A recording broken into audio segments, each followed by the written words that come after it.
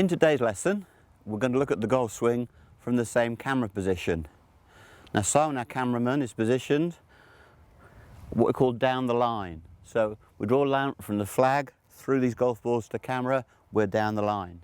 And the two planks, alignment planks, are either side like parallel lines, or the famous phrase of railway lines. And remember, they don't point at the flag. This goes through to the flag, this is a little bit right of the flag, and that's a little bit left. They are not converging lines, they're parallel lines. Okay, so we're going to look at the backswing in the first of the three pieces. We're going to examine the backswing down the line. Now you'll know, as a keen student already, you'll know about the pre-shot routine of offering the club, leaning forward and planting the feet.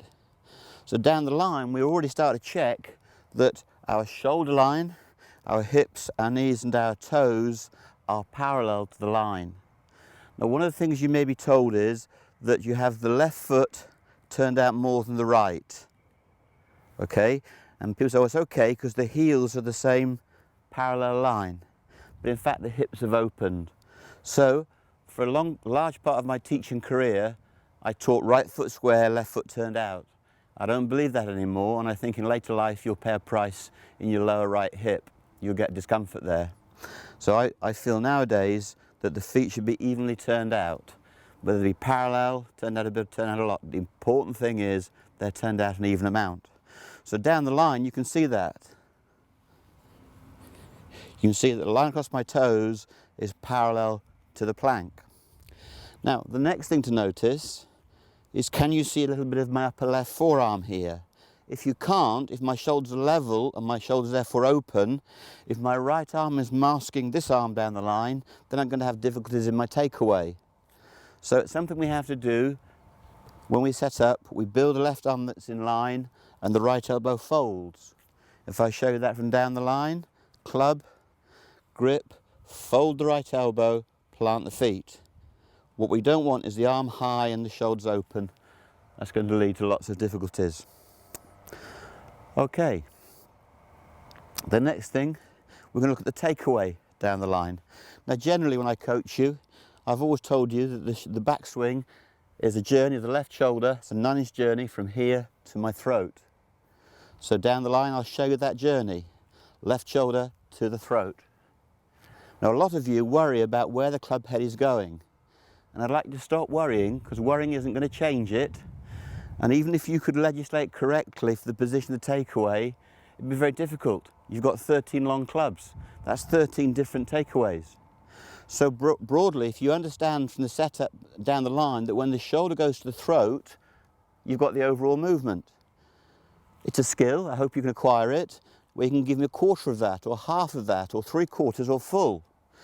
But if you get obsessed with the takeaway down the line, just by itself, you can come inside or outside. You have to understand the context of the takeaway in the light of the whole movement. So if I tell you that the shoulder turn is a 9-inch journey, don't worry for a moment about inches 2 through 8. They're for free. I'm giving them for free. That's what chap I am. Okay? Inch 1 and inch 9. So here down the line, inch 1 is the ignition, inch 9 is the completion. Don't go worrying about the intermediate positions, they'll kill you. Don't even worry about the intermediate movements. Now one of the things you've been told down the line is that the club must be in a certain position or place, and I don't hold with that. You're going to get yourself into a mess. The important thing is when you go through your pre-shot routine, as you see down, everything is parallel and ready to go. So now I turn the shoulder and I'm going to track on the right line. So here we go.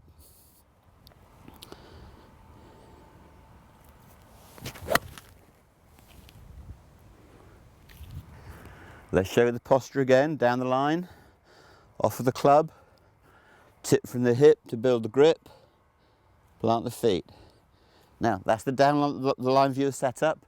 If you practice at home, if you have a mirror or a reflection in the lounge window or the French doors, that'd be great. If you can see yourself down the line, that's a good place to view your swing from. Okay. What you don't want to see is this, open or closed. You need everything basically parallel. If you were going to open the stance, you walk around the circle. That's what it looks like down the line. Go back to square, you want to close your stance, walk around the circle. Okay, that's what a draw spin setup looks like. But it's so important that you understand the bog standard setup first. There it is, down the line. I'm ready to go. Coil and release.